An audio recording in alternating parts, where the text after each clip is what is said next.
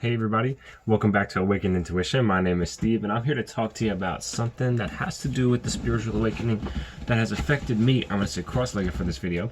That has affected me and has had a very interesting role in my life. Judging by the title, you probably already know. This is marijuana and the spiritual awakening, okay? And a lot of people wonder, is it bad for you? Is it good for you? Does it help? Is it a detriment? What is the deal with this thing?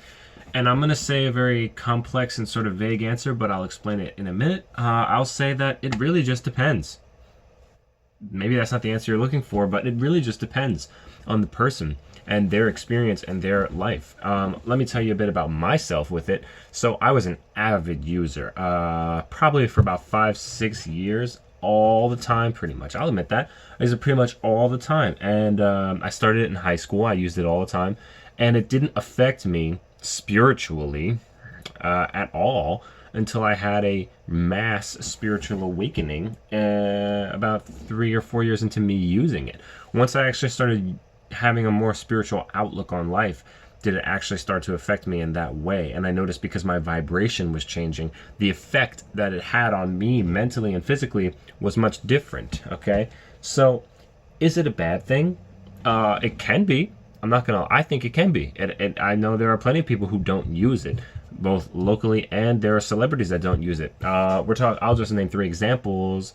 We have Logic, Kendrick Lamar, Tyler the Creator. Those are hip hop artists. If you don't listen to hip hop, sorry, but they do. They don't smoke anything like that at all, and they don't do that stuff.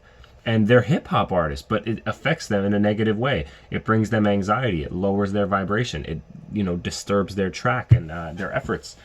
And so, for any other reason or not, whether they had a bad experience with it or whether they had been laced by something and they don't trust it anymore, whatever it is, that it doesn't mesh with their life experience anymore. It doesn't mess with their path. The path that they're on, it is no longer a match for what they are doing. And that's not a bad thing. But there's so many people out there who think that, oh, come on, it's just a good thing for you. Just do it. What's the big deal? Come on. But people cannot seem to understand that it doesn't necessarily affect them the same way that it affects you, right? The effect is contingent on the personality and the state of mind and the vibrational state. If you're in a negative state, then most likely it's not going to work for you. If you have anxiety really bad, it can help you, but it can also enhance the anxiety. That's what's happened to me a couple of times. And I'm not going to say that all the times that I smoked were negative, because some were actually quite good. I've had a lot of laughs. I've had a lot of fun. And admittedly had a lot of good food I binged on. But ultimately, I think in my personal life, there are many cons that outweigh the daily usage to the point where I don't do it anymore. I actually had a huge problem with this in my spiritual awakening, because before my ego death, when I took, this huge leap and all this stuff happened to me, I was using it every single day before then, all the time. Once that ego death happened, I was associated with the substance, but I no longer wanted to be associated with the substance, which led me to a internal friction because I didn't really know what I was supposed to do. I felt like I was going to lose friends, which I did, and lose people out of my life because I was changing myself, and I was afraid to do that. So I wrestled with the idea for a while, and then actually doing it caused me anxiety, more so because I knew what I was doing wasn't in alignment with what I was supposed to be doing. Does that make sense? So it's an individual process, it affects everybody differently. If you are not going to mesh with it well, then you shouldn't do it. If you are going to mesh with it well, then there's no problem. I seem to go back and forth. Sometimes I do it and I get really, really anxious because I'm in a negative headspace. I'm stressed out. I have a lot of things going on. I need to be focused. I need to put my energy towards something else. Like today, I just had an interview. I think it went really well. But leading up to this, I wasn't smoking because I knew I had to get into the zone. I had to be focused. I had to put out these videos to talk to you guys. I have a lot of stuff going on. I'm also a full-time student, so I have a lot of stuff going on. I'm working 2 jobs and I'm busy, so I don't have time to invest my energy in this, because for me personally, it's going to bog me down. I know it's going to stress me out because I know I should be doing something else at this current moment in time. But this summer, because I work, during the school days and stuff, when it's summertime, I don't really do much. So I had time to be low key and relax, and I had time to reflect and challenge and channel my inner thoughts. And I experimented with it more in the summer. But So it's cyclical. It's not just like it's a one-time deal. Oh, I'm never going to do this again or whatever. You know, everybody's path is different. If it affects you in a negative way at this point in time, then don't do it. You know, people might not understand, but whatever. I mean, people don't understand a lot of things, okay? You know, you can talk about any of the spiritual awakening stuff to them, and they're probably not going to get it. However, the more you change, the more your reality will change with that. And so, you know, when people say, yeah, I'm not smoking anymore. Actually, that similar thing happened to me. I stopped smoking for a long time. You know, I took months off. I took breaks here and there, big breaks.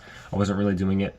But all my friends at the time, we really centered our activities around smoking. Everything involved it. It was always going on. Once I, you know, stopped doing that, and I actually left the friend group, and all this stuff happened.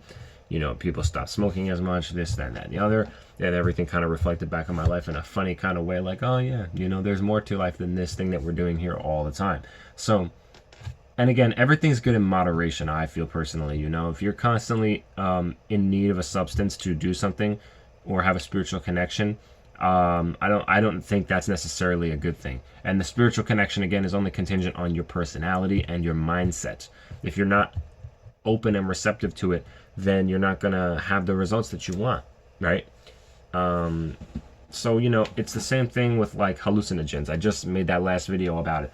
I'm not going to do acid every day. I'm not going to do it every month. I'm not going to do it, you know, often. It's when it comes to me and I know it's the right thing to be doing in my life that is when I'll do it.